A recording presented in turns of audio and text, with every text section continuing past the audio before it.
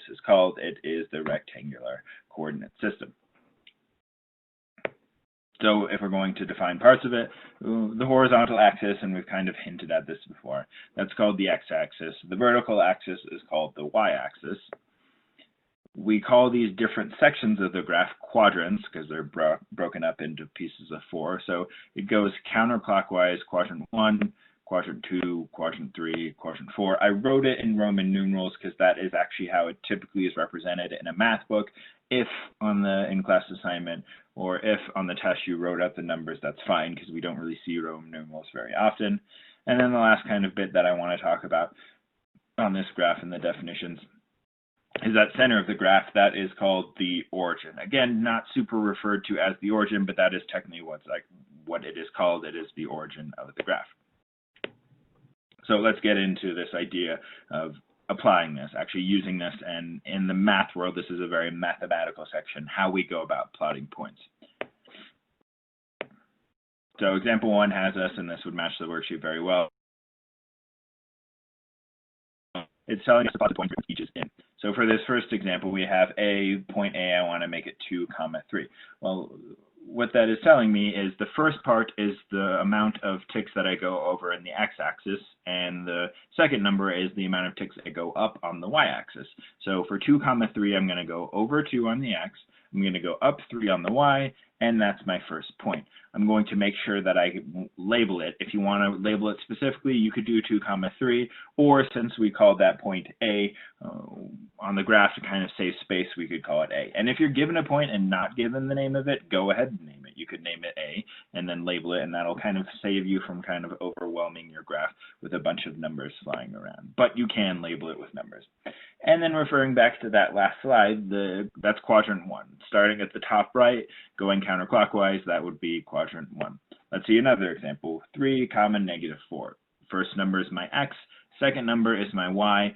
If you need to label it, go ahead and label it. That's a very valuable strategy. In fact, let's go ahead and see that for once.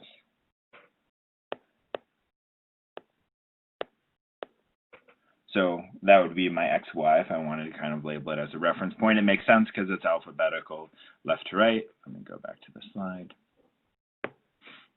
So plotting my point, I see 3, -4. That means I'm going to go over 3 on my x-axis. And now -4 means down, which kind of makes sense. So we're talking about verticalness.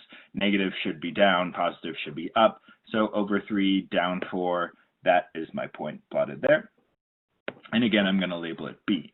Now with the quadrant, I go counterclockwise, top right 1, left 2, bottom left 3, bottom right 4. So it is in quadrant 4 as Roman numerals IV, but if you wanted to write the quadrant 4, that's fine. A couple more examples, -1, -1. In this case, the x is -1, so negative on the x-axis is to the left, positive is to the right. So now we're going to go left 1 and down 1.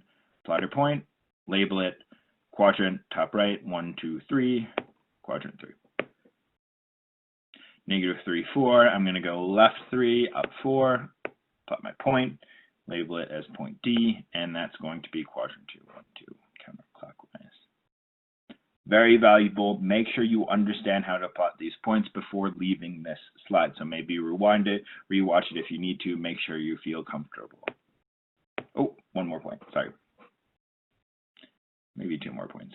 So 0, 0, that means I'm not moving in the direction right at all or up or down at all. So that's actually my origin. The origin is the point 0, 0.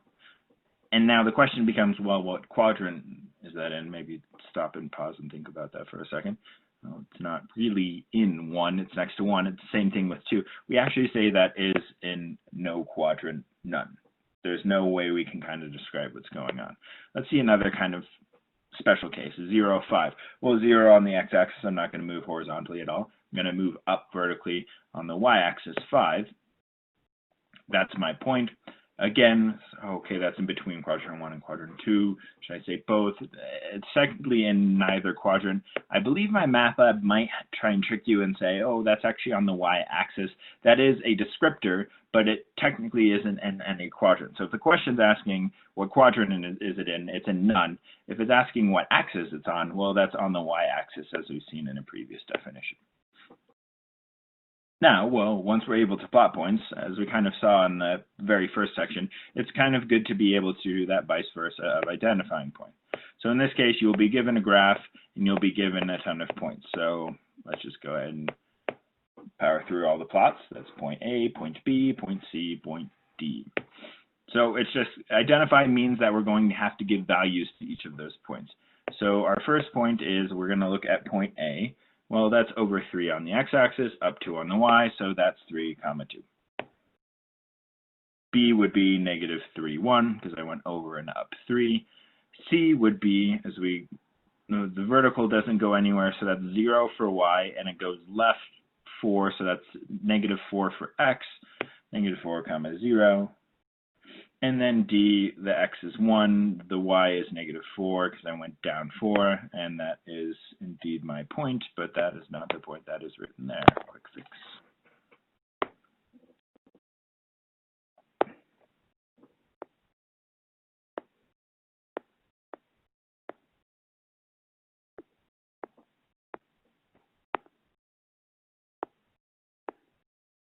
There we go.